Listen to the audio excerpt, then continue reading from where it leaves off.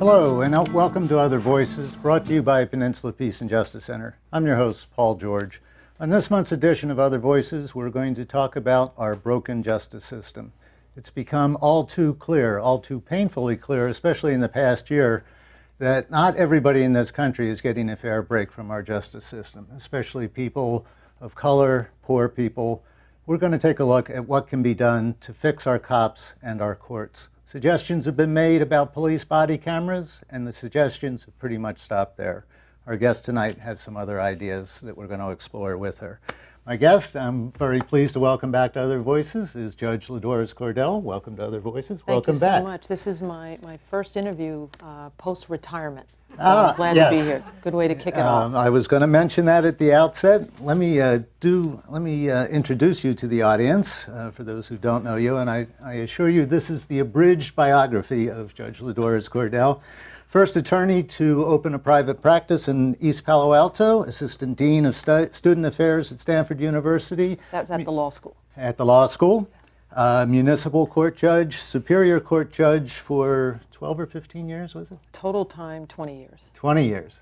Total. That's how good my math is. It's all right. It's okay. Vice Provost over at Stanford, Palo Alto City Council, and most recently independent police auditor for the city of San Jose. And as you mentioned, you retired 1 week ago. That's correct. Congratulations. Thank you. Except I don't see LaDoris Cordell and retired in the same sentence. Work on it. Try it. Make it work. To get started, we're going to start with the story that starts when you were still independent police auditor. And last year, or at some point, you made a suggestion to the police department to start collecting certain data. Yes. So start there. Tell us what they found and where this is going. Sure. So when I started my work as the independent police auditor for the city of San Jose, one of the things that I learned just anecdotally when I'd go out and do outreach, there were many people of color who said to me they were very concerned about what the police were making them do when they would stop them, like sit on the curb or handcuff them and then let them go. And I'd hear these stories. I had conversations with police officers about these stops and about what was going on. And so I had two different views. I had members of the public who felt that they were being mistreated, and in fact people of color felt there was a double standard applied to them, not applied to whites who were living in San Jose. And they were being profiled. Right, and then I had police officers who absolutely said, we are not profiling, we're not engaging in the double standard. So I eventually went to the police chief and had conversations. Actually, there were 3 police chiefs while I was there. And I spoke with the last 2, the one who's currently there and the one before. You were that tough and independent. Oh, no, it wasn't me, it wasn't me. But I did say to them, I said, that these are the perceptions of police officers and of people in the community, and the best way to find out what is going on and to build trust is to, let's get the data. Let's find out what are your officers doing out there when they're making their either vehicle stops or pedestrian stops. So it took a little bit of time and persuasion, but eventually the police department started January 1st, 2014, collecting stop data. So that's every pedestrian stop, every vehicle stop. Officers are required to document the race of the person, the gender, the reason for the stop, and what the officers made the person do. And these are for all stops that did not end in an arrest, because with an arrest you have documentation, and a citation you have documentation. But there are many, many stops that end up with no citations, no arrests, and they're detained, but then they're let go.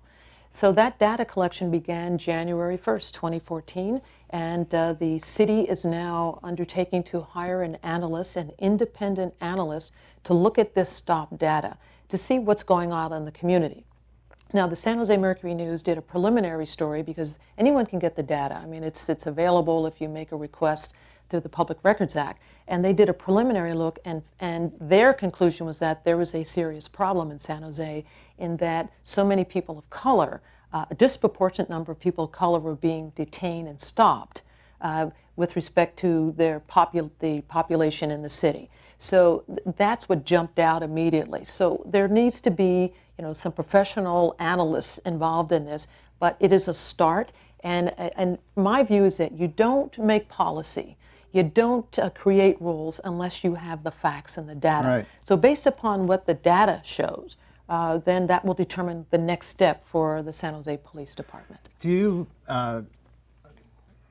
remember the numbers? How out of whack were the percentages? So, for example, again, this is not the official tally, Right. but just Rough. preliminarily, right? So the population of African Americans in San Jose is it's less than 3%. It's 3, it may even be 2.5%. But the proportion, the number of African Americans who were stopped, and I can't recall if it were pedestrian stops or vehicle stops, was at least 3 times, maybe 4 times that number. So, and with Latinos, the numbers were almost as dramatic, a little less. So that's the concern, right? So, and maybe could be legitimate reasons for all of these stops. The police have said, well, look, if I'm on the gang prevention unit, then I'm going to be in areas where they're primarily Latinos. So of course we're going to be stopping more people who are Latino. That's fine, but that may not be what the data shows, and that's why they need an analyst to look at it. Right. But They'll do that geographic Oh yeah, you look at where the stops occur, and Yeah. then why were people let go, and why not, all those kinds of things. Yeah. What do you have a handle on what a lot of these stops were supposedly for that didn't end up in arrests? No, Just I don't. Suspicious. No, I don't. behavior? I mean, anecdotally, I mean, the people who are stopped have their perceptions, and some maintain that, look, I'm African American, I was driving my car and I happened to look over at this officer, and the next thing I know, there's a U-turn and the car comes up. Now, that's that perception. Yeah. Why the officer did it? It's something we've well, heard a lot, and I've heard from friends that it's true. Driving while black is.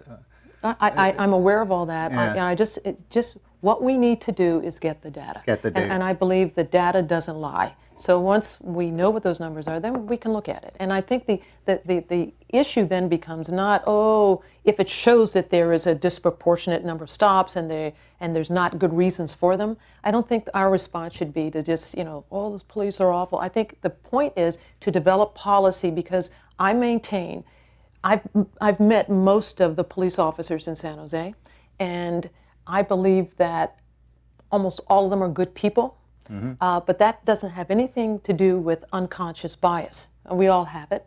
We all have it, and it becomes particularly dangerous when police officers have this unconscious bias, and I'm talking now about racial bias, because if you don't, unconscious means you don't know you have it, but your conduct is such that it shows that you do have the bias. So if you have a badge and you have a gun and you have a taser and you have a baton, that unconscious bias could have some very dramatic and deadly results. And that's why it's so important to get to the bottom of that. So if this detention data, the stop data shows that there's a problem here, and you basically have good people who are policing, then you know right away there is this issue of unconscious bias that has to be addressed if we are to be safe in our communities and if we are to have trust between the police and especially communities of color. Right.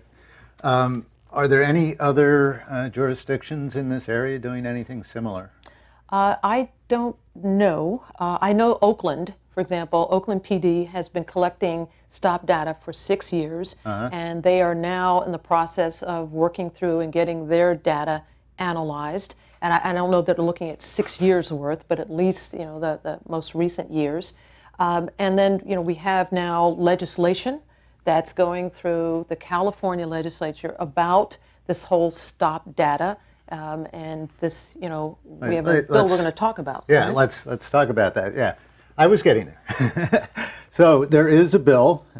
Did this have anything? Were you involved with getting this bill in there, or? Well, I'm certainly a supporter, and I was contacted by individuals who wanted to push this through. I have written an op-ed about it. Right.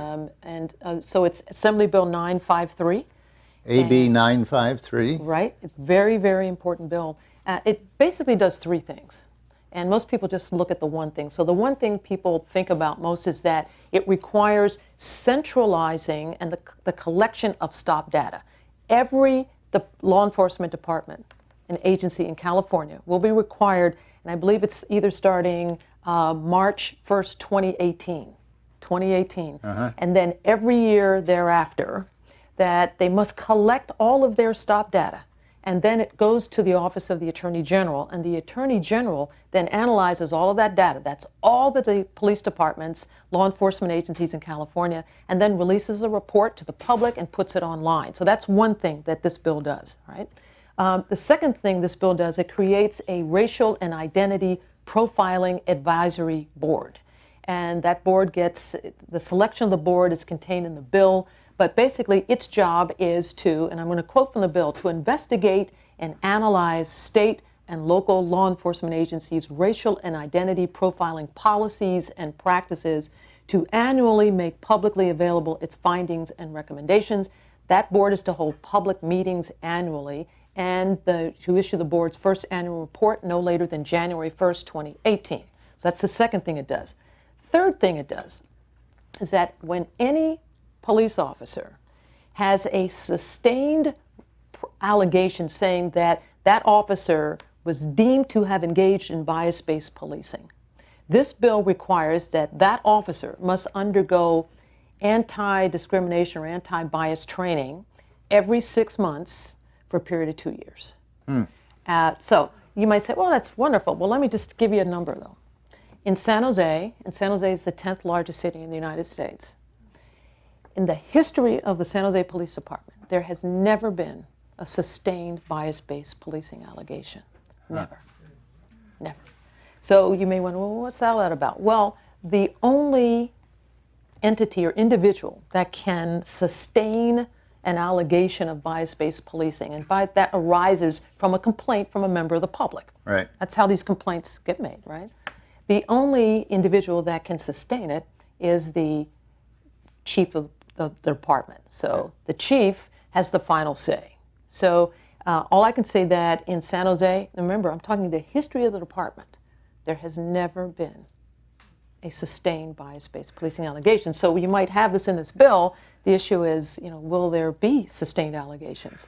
Will the data that's being collected be at the level of the individual police officer so that this history can be seen? Well, no, it won't. So Yeah. this is a general collection of data. Yeah. They'll look at numbers of stops, how many stops, but it isn't broken down by police officer.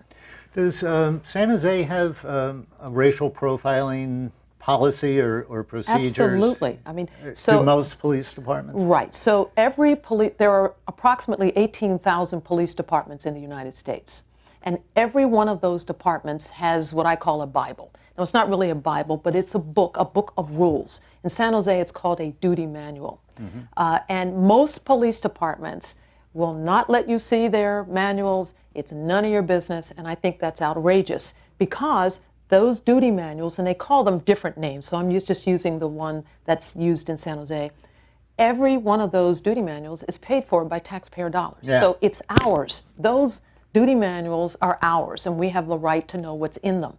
Now, in San Jose, and certainly this is where independent police auditors' offices are so important. You put it online, didn't you? I did not. The police department did, but they did the right thing. Yeah, good. So the duty manual for the San Jose Police Department is online. So all you would do, you can go to the home page of the San Jose Police Department, or you can go to the home page of the independent police auditor, and you click on SJPD duty manual, and you can read it. You just type in the search box anything you want.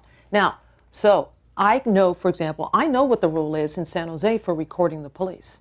And I know because if you go to the duty manual and type in onlooker, there's the rule, right? And it's a very easy rule. It just says if the police officer is in public and you don't interfere, you can record the police officer as long as you want. Good And thing an to know. officer may not seize your phone without a warrant, okay? So what's the rule in Palo Alto? I no What's the idea. rule in East Palo Alto? What's the rule in Mountain View? I have no idea. Yeah. So I think it's important that members of the public, if you live in these cities, or not, even if you don't live in the cities, if you go to these cities and spend money in these cities, right? When you spend money or you buy anything, you pay a sales tax. That's tax dollars support the police department, the duty manuals. It's our right to have this information and to know what's in them. So I'm hoping those who are watching this program will get curious about duty manuals with their own police departments and demand that they be put online so that anyone can read them. I think it's our right. And then if you don't like the thing about observing or taking pictures, you get it changed. Exactly. Or you try. Before we move on, let me just recap. AB 953, what's the full title of it? It's Assembly Bill 953, and I don't know what the full title. Okay. Oh, it's just called AB 953, Law Enforcement Racial Profiling. Okay. And I looked up just before coming over here. It has passed the California State Assembly. And just last week, 1 week ago today, it passed the Public Safety Committee in the California Senate. Do you have any inside information on how it's doing, or do you know how any of our local state senators? No, I don't. I know that it is doing well. The ACLU is also backing this bill. There are a number of individuals and organizations backing it, and it's moving right along. So I haven't heard any alarm bells going off. Yeah, if you search for AB 953, there's a good little fact sheet from the ACLU, as a matter of fact. And as you mentioned, you wrote about this recently in an op-ed piece in the San Jose Mercury News, which in fact is what led me to call you and ask you to come down here. Before that, you had another very interesting op-ed piece. I want to talk about that. You have some rather strong opinions about grand juries. Yes. Yes, I think that the criminal grand juries should be abolished. Yes, that was your op-ed. And so let's talk about grand juries, where they come from, and why they need to be abolished. Well, for California, the grand jury is in the California Constitution. So for it to be abolished, the people would have to vote to basically amend the Constitution, and had to be a 2/3 majority. I don't expect that to happen in my lifetime. But the grand jury, in my view, is just outdated, outmoded, and really provides, I think, political cover for prosecutors. So there are two types of grand juries. There's the civil grand juries and criminal. And I'm only talking about criminal grand juries that really were created as far back as the 1300s in England. And they have spread, they came to this country, and many countries, especially throughout the British Empire, used grand juries. So we're talking New Zealand and Wales and Australia, all of which, including England, have abolished them. They just don't even use them anymore. So we have grand juries here in this country, and they are instilled in the United States Constitution. So federal prosecutors who want to charge people with felonies have to use grand juries. That's on the federal level. They are not mandated, however, for the states. So there are some states that don't use grand juries at all. Some have discretion, optional. California, it's in the Constitution, but it's still discretionary with prosecutors. So here's why I feel, for example, in California, that they should be abolished. Let's just talk about California. Yeah. Prosecutors, basically, there are two ways to prosecute felonies. So grand juries only come into play when there's a felony, not a misdemeanor, right? So there's two ways prosecutors can charge you with a felony. They can charge you with a felony by saying, you know what, I think you committed this crime, and I'm so sure about it, we're going to have a preliminary hearing. And Before a judge. Before a judge, and you're going to have your lawyer, and I'm going to present to the judge enough evidence with witnesses that your attorney can cross-examine in open court to show that there's probable cause to believe you committed that crime. And I'll leave it to the judge to decide. And in most cases, prosecutors generally get their probable cause findings. Now, there's another mechanism where I want to charge you with a crime, but maybe I don't. And that's when I will say, well, I think I'll take this to the grand jury. Now, grand juries, one of the biggest reasons that grand juries were used, one of the main reasons, was to protect the person who was the subject of the criminal investigation. So if I took you to a grand jury, it's secret, by the way. All grand juries are secret. You can't talk about what goes on in there if you're the attorney. And there's only one lawyer in the room. There's no judge in the room. There's no defense attorney, just a prosecutor. It's a prosecutor's house. And you have grand jurors who are lay people. They can't talk about anything that happens in that room, or if they do, then they could be charged with a crime, as well as a prosecutor, as well as the court reporter. Everybody is sworn to secrecy. And the real motivation was this. It was to say to you, prosecutor, I'm going to bring you, Paul, into this, bring up your name in here and have you investigated. But if the grand jury doesn't indict, it's secret. No one will know in the world. Your reputation will not be tarnished. And off you go. You won't even know anything, right? So that was the intent of the grand juries. Now today, grand juries... That was the original intent back in the 1300s? And even today, no, in this country, there is a recent case out of California, not that recent, it's McGill versus Superior Court, but in it, there's a real long section about the importance of the secrecy to protect the reputation of the person who was being investigated. Well, today, grand juries don't do that. Prosecutors announce, we're going to take this person to the grand jury. Well, who do they take to grand juries? In more than 90%, maybe 99% of felony prosecutions in California, prosecutors use prelims. When they don't, let's think about when they don't. It's when there's an officer-involved shooting. Really? That results in a death. Let's say, I'll give you an example. So I have a police officer. Now, I'm a prosecutor.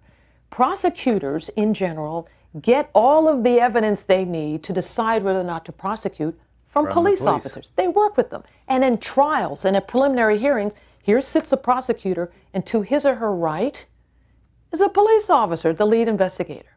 They work together. Yeah. So there's an officer-involved shooting. This prosecutor has to decide, do I want to charge this police officer? And I know I'm going to get blowback from the police department if I say I'm taking this to a prelim because, I think there's probable cause. I wouldn't take it to a prelim unless I thought otherwise. Yeah. But maybe I could do something better. I'll go to a grand jury. It's secret. I can give the grand jurors any evidence I want.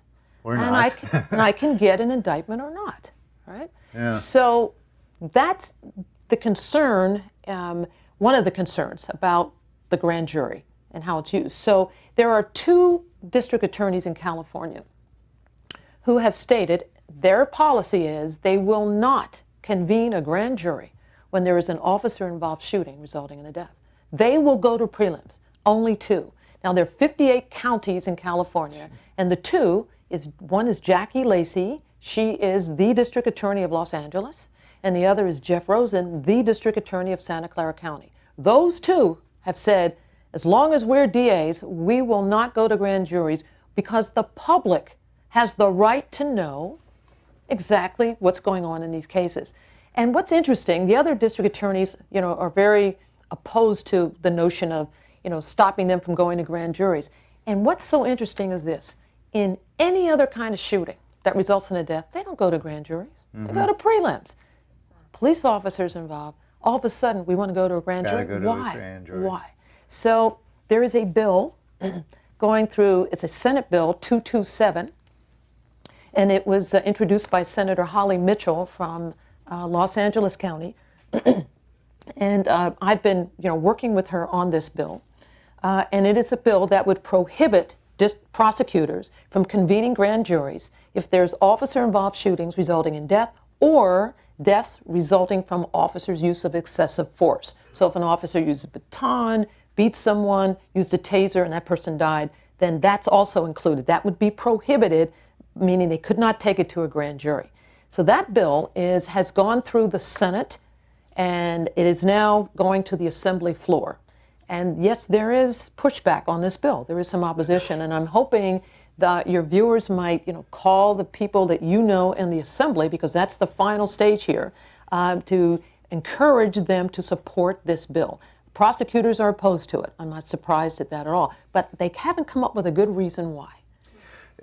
Is this bill going to be sufficient? You said the grand jury is in the California Constitution. That's correct. So it's a start. It's a start. It's a start. And as I And said, we need this conversation. oh, absolutely. And Yeah. the one thing that the public we have a right to know is to have a criminal justice system with as much transparency as possible. If the system is transparent, we can hold people accountable and we have more trust in it. The more secret it is, and all the grand jury is a secret.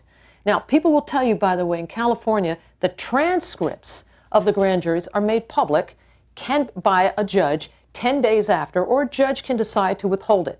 And people say, well, what's the big deal? You find out what the prosecutor did, anyway. Well, the answer is it's a done deal. Either the jury has indicted or it has not indicted. And we get to find out after the fact. And that's not right. And so my hope is that Senate Bill 227 will pass. So if you're listening here in the audience, and we'll put this out on our alert system from the Peace and Justice Center too. SB 227 is now in the California Assembly, so call your Assembly representative and ask them to vote in favor of it. Thank you. And it's called Grand Jury's Powers and Duties. Grand Jury Powers and Duties. Yes. I'll make a note of that, and I'll check in with you before I send out the alert, so we'll Great. get people onto this. Thank you. I want to turn to our audience pretty soon because we have a lot of people here, and I bet there are a lot of questions.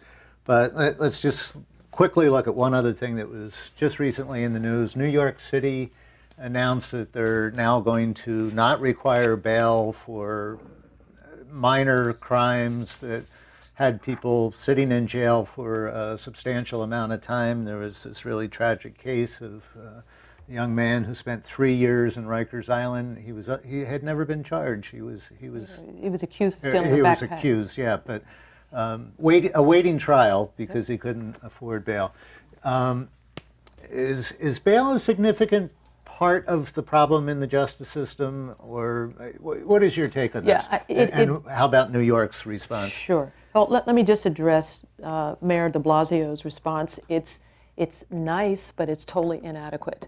He proposes to spend $17.8 million to reduce the unwarranted jail time by increasing the number of people who are eligible for pretrial release. That increase amounts to about 3,000 people. And I'm looking at a number here where there are at least 40,000 people who need to be considered for pretrial release who will not come out under his proposal. So it's a nice little start, but it's a drop in the bucket for what needs to be done. But it brings up really a bigger issue about bail, because bail does more harm than it does good. So the idea is, and bail basically started, here we go, back in England. And in England in 1677, the English Parliament passed the Habeas Corpus Act. And it basically allowed the magistrates, the judges, to set the terms for bail. Okay? And then bail is actually in the 8th Amendment to the Constitution. It says excessive bail shall not be required. Right? That's in the 8th Amendment.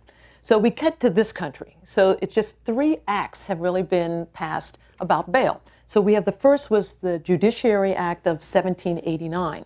And it basically said that bail should be permitted in all non-capital cases, meaning cases where the death penalty was not involved. So that was 1789.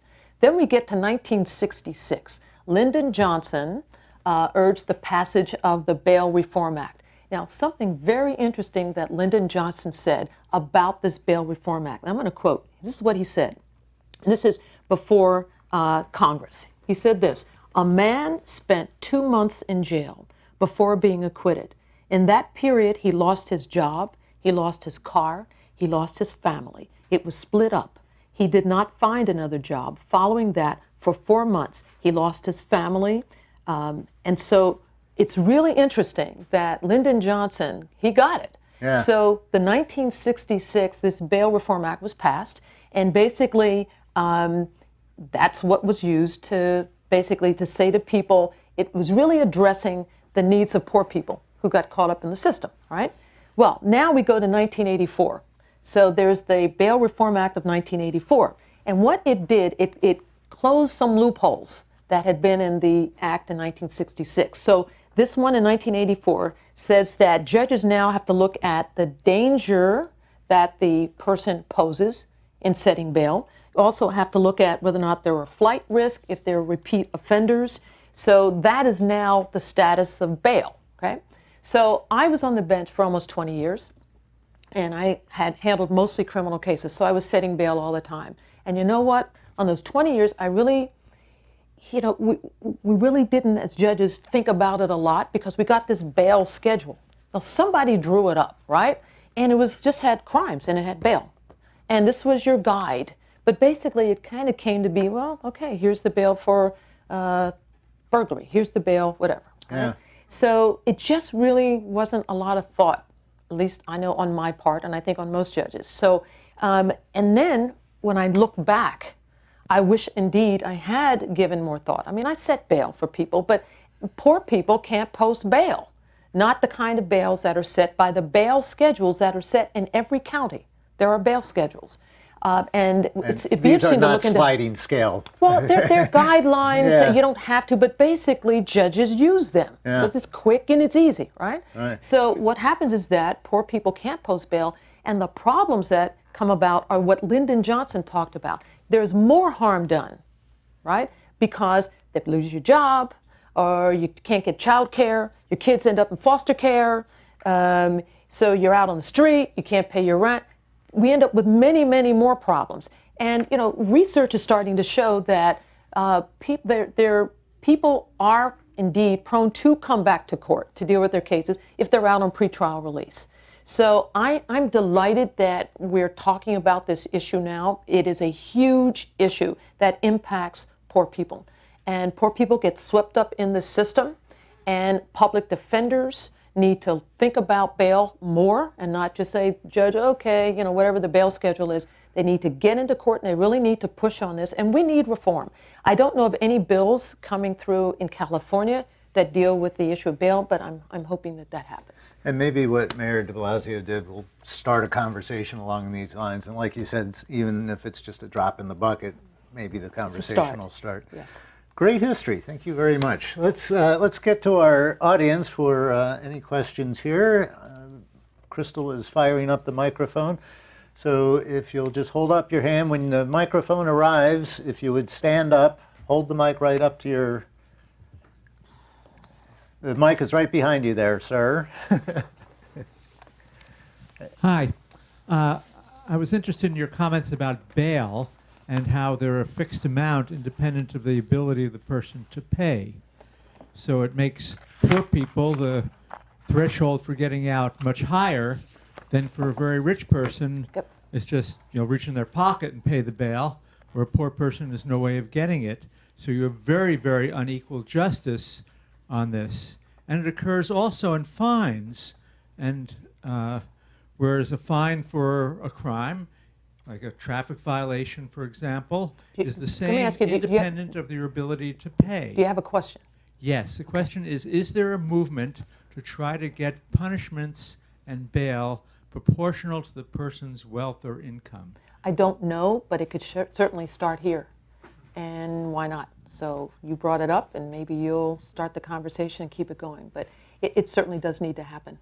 I was just reading a couple of weeks ago about a country, I think it's one of the Scandinavian countries, where they do that. Finland? Yeah. If you run a red light and you don't make much money, it's a $200 fine. If you run a red light and you're a millionaire, it's like a $50,000 fine for the same crime. And it seemed right to me. So maybe we need to get that going here. Another question here, Crystal, if you'll pass the...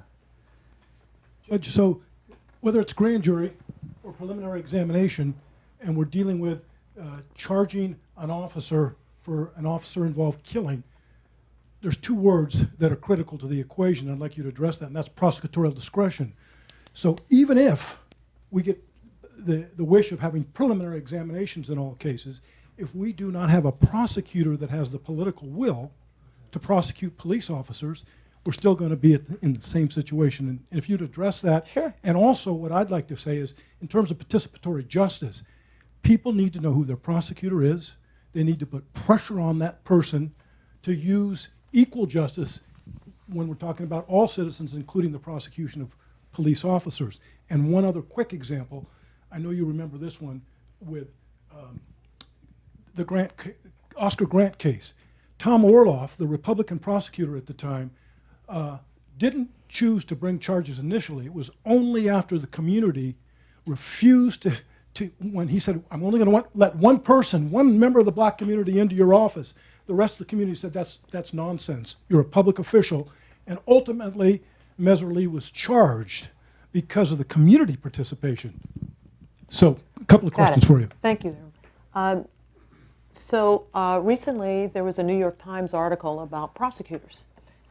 There is a website, and something had the word woman in it, and where they have looked at prosecutors, the lead prosecutors, and almost all of whom are elected around the country. Very few are people of color, and very few are women. And it's an issue that people are just starting to look at because, as Aram noted, prosecutors I think they have more power than judges, quite frankly. I do. They decide who gets charged with crimes. They decide what crimes are charged and how many. And we as judges, we can't tell them they can't do that. We have to hear whatever cases they bring in. So I think it's time for us to really start taking a good look, as the New York Times has done in this article, about who these prosecutors are. Second point, yes, the prosecutors have discretion in filing charges, no matter if it's an officer-involved shooting or a shooting that doesn't involve an officer. What's key is that these are elected officials.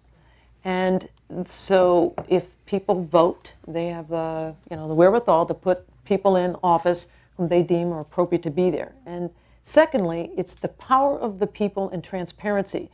As long as you have prelims, and that means that a DA has to say, I'm not going to have a prelim here, I'm not going to seek charges against this officer. That DA has to say it publicly, and the public knows about it. And then, if that's a good decision on behalf of the prosecutor, he or she can defend it, and the public will be satisfied because it's transparent. But if the public is not satisfied, then there is the response of the people. And these are elected officials, and they then do respond, as they did in the Oscar Grant, as the DA did in the Oscar Grant case. That was because of the power of the people, and that was also because of transparency in the system.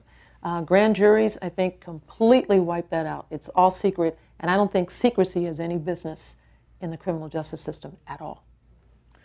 Which is why we can get transcripts of court trials and everything except the grand jury. You can get transcripts. That's right. After the fact. Yeah. But you can't participate in, you can't observe it, and that it's not an adversarial process at all, because it's just one-sided. It's just a prosecutor in the room with a closed door.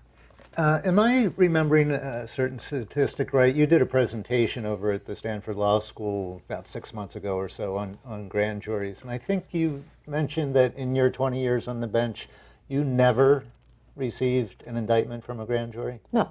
And in fact, that is accurate, but I'm saying also during the time I was a judge, I think I could count, not even fill up the fingers on one hand, the number of times the criminal grand juries were convened. I mean, it's that rare, which is why I think they need to go. But that being said, I think we can do some things right now, such as the SB 227. SB 227 and AB 953. All right, more questions. Well, they're making it easy on you, Crystal. They're all right in the same area. If you'd stand up, please. Sure. So provided the further analysis bears out what's been sort of preliminarily seen so far, are there legal mechanisms in place or any other ways to sort of force a change in behavior? Or at this point, is it really still at the discretion of the chief of police? So let's say this detention data gets gathered under this Assembly Bill 953 passes, and all police departments in California have to get this data and send it up to the Attorney General's office. And let's say in some police departments are not doing so well, and that there's a disproportionate number of people of color, for example, that are being stopped, and so there's some concerns. So, I mean, you raise a good question. So what then? What then? Is there any laws about that? No, there aren't. But what it does, again, it's putting sunshine. I think it was Justice Douglas on the Supreme Court said, sunshine is the best disinfectant, right? So making that data, because it has to all be made public and put online, available, is what will get legislation proposed or policies enacted in jurisdictions to see that these things change, whatever that may be. And we all need to be thinking ahead. What if the data shows that there's this disproportionate stops of people of color? So what are the kinds of things that should be done, right? We need to be thinking about that now and not reacting to stuff, thinking ahead. So does that mean we should have, better training for police officers? Okay, how do we do that? And what's the measure of success? More data, maybe. More data collection, maybe. Does that mean we need a change in leadership in the police department? What does that mean? Do we need more women in our police forces? Research has shown that when there are more women in law enforcement, there are fewer complaints of excessive force, and complaint levels just tend to drop when women are in law enforcement. But very few women are going into law enforcement, so maybe we need to step up recruiting to get more people of color, more women into law enforcement. So there are all kinds of things that we can do to address this, but I think we should be thinking about this now. The idea of this data becoming public will presumably spark conversations and action within small towns That's right. and large cities. Exactly.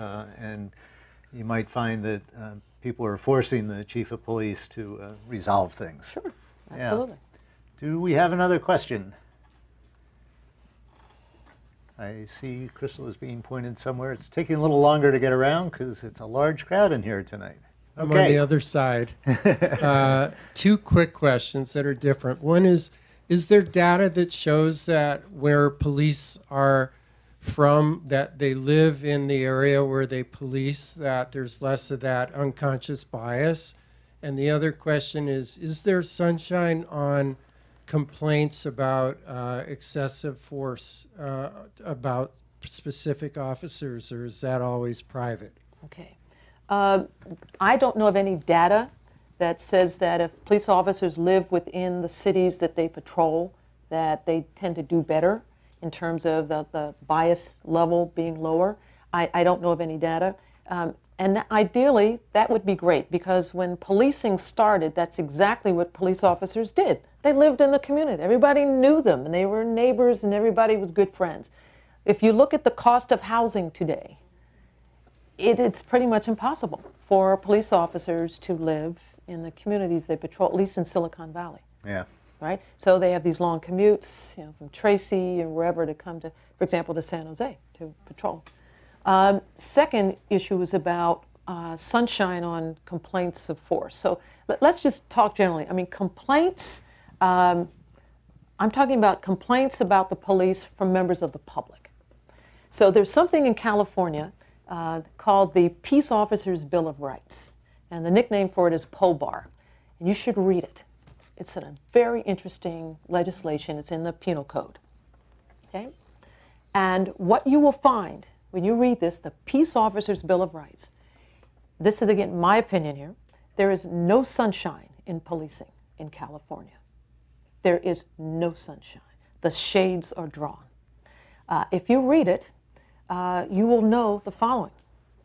If you have an interaction with a police officer and you're not happy about it, you felt the officer was rude, or maybe the officer put his or her hands on you in a way that you thought was inappropriate, was excessive force, so you bring a complaint.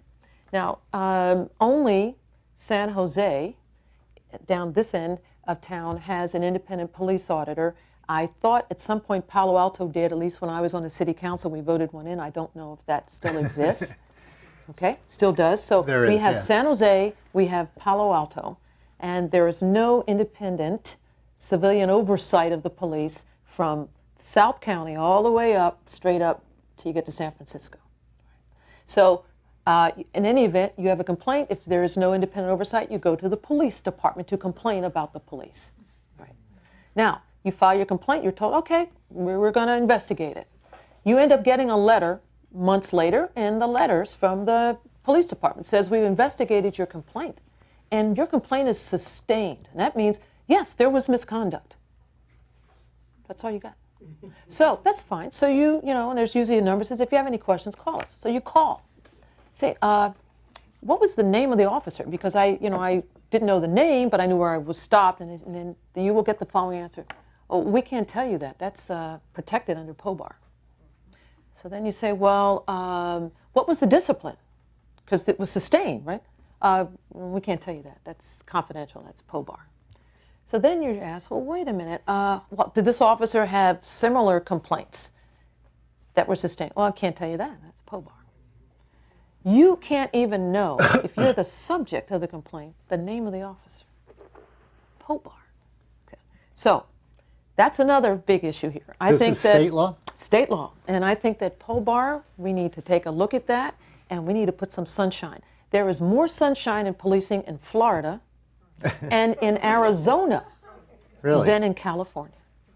Yes. I think people Yes. would be, I can hear that they're surprised to It hear is that. absolutely amazing. It's stunning, the level of confidentiality, the amount of information you as a member of the public, and you pay their salaries, police officer salaries, that you cannot know because of POBAR. Now, how did POBAR come into existence? Well, it's legislation. It was passed by legislators. And at the time when POBAR was passed, there was a big lobby, police unions. They got what they wanted.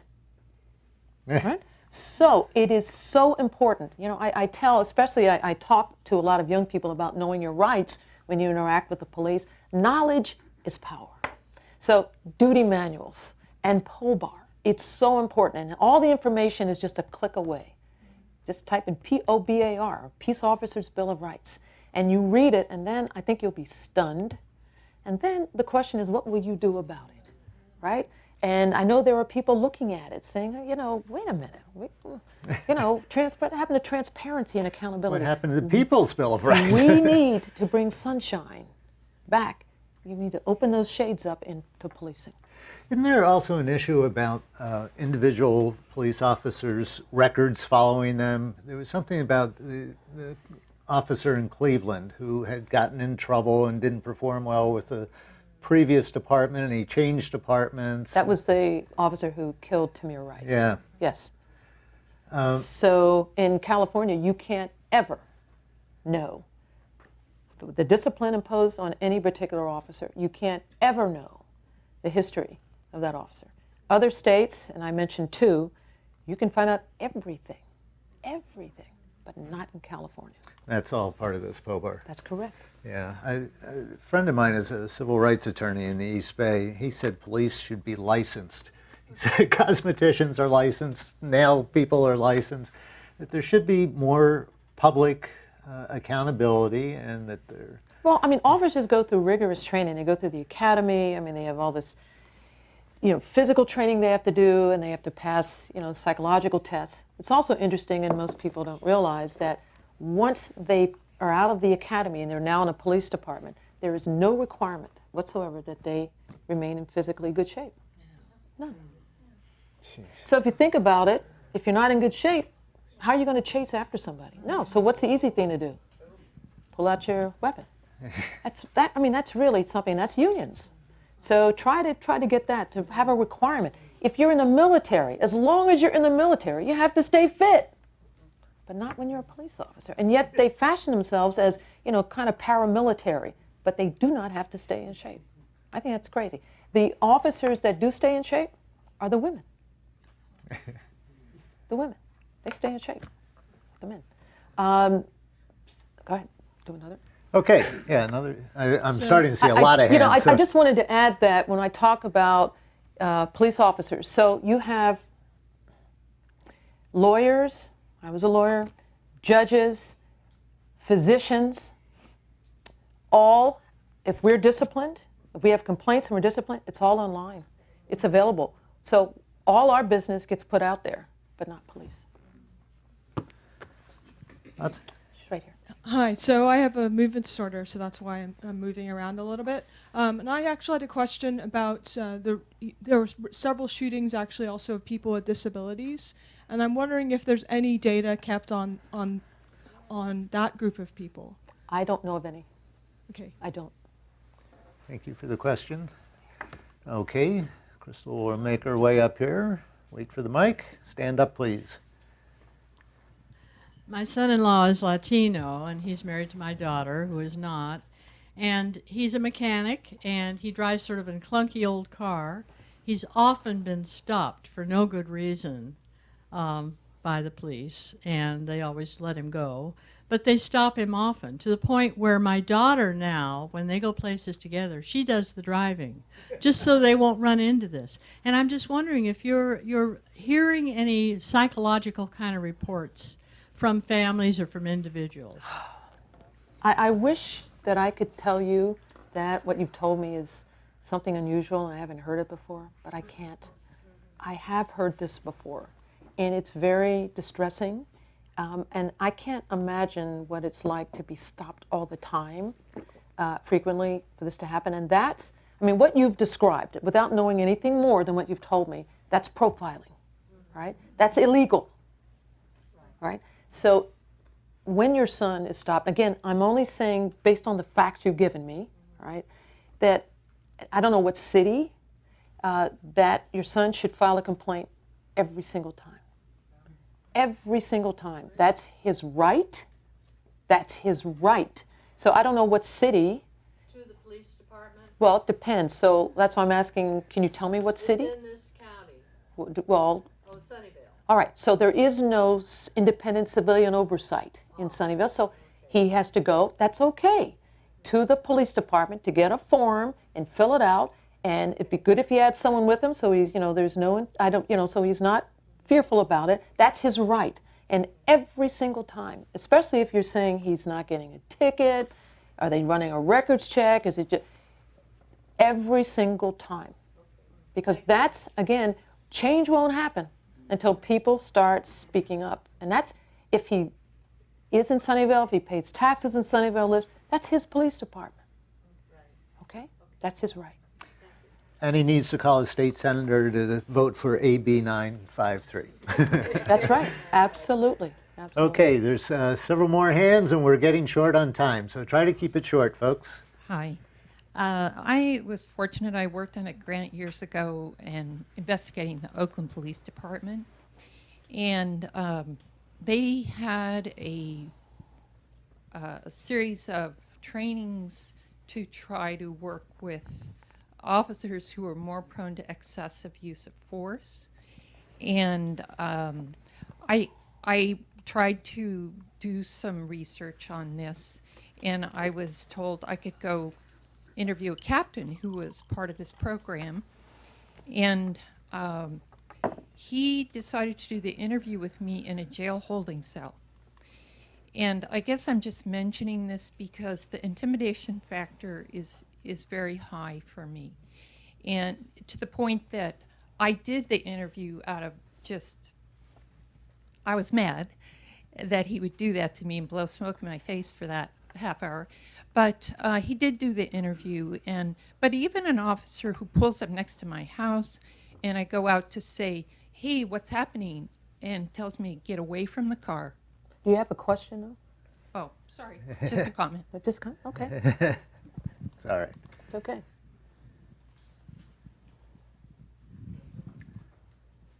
It's a crowded studio in here. Crystal is making her way. This is another subject, but I'm wondering if there's anything being done to stop police departments from being militarized in terms of drones and vehicles and so forth.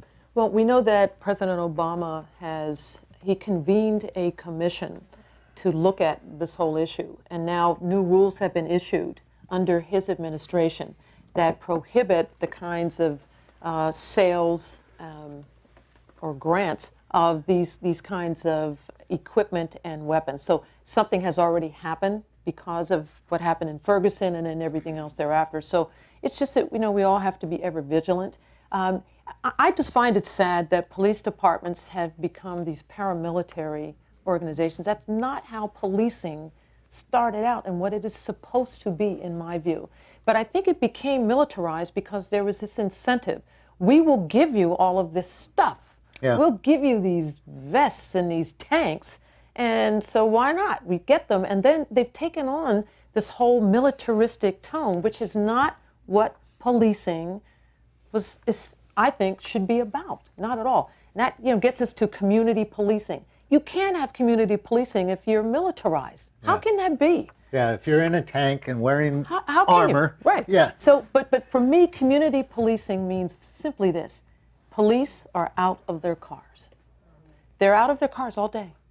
They're walking in neighborhoods. They can get in their cars, go get your lunch, fine, but come back, get out of your cars.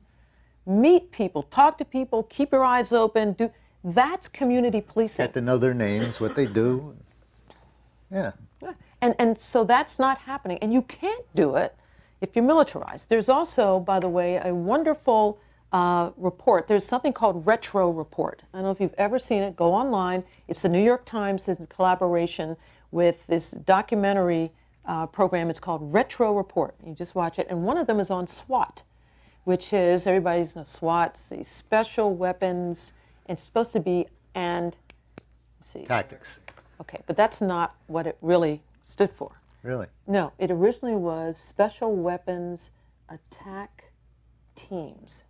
And it was the police chief out of LA, Gates, who is no longer here with us, who was suggested to him, no, don't use that name. So he changed it and put and, but it was really, that's what it was. So Retro Report does a whole history, very quick one. I think it's just 12 minutes. These are very short reports on SWAT and how it developed and what they've been used for. And they've been used primarily what? For drugs. You know, busting in homes to get the drugs. Craziness, crazy. Yeah. So it's all part of that whole militarization thing that I think, as a country, we need to move away from. I just want to add one thing. I'm not a hater. I've worked as the police auditor for 5 years with officers in San Jose, and I'm telling you, they are decent people, in the main decent people, who took their jobs because they really wanted to serve and help people. So this isn't about coming down on police, but it is looking at these systems and what I think it does to officers once they're in these systems. The militarization, also the bias we all bring with us, especially in America. We're now finally talking about the elephant in the room, race, right? Yep. Finally, being able to talk about it. So these are issues that are important to us because they can have such deadly consequences. But it's important to remember, I believe in my heart that they're basically good people, right? That we need to be supportive of, but we also need to demand transparency and accountability at the same time. Great place to end it. Judge LaDoris Cordell, thank you for joining us here. Thank you. Get on the phone and support AB 953 and SB 227. Peace and Justice Center will be putting out information on that. You've been watching Other Voices, brought to you by Peninsula Peace and Justice Center. Next month will be the 70th anniversary since the atomic bombing of Hiroshima. We're going to talk about what nuclear weapons look like in the world today. Thanks for joining us. We'll see you next month. Thank you again.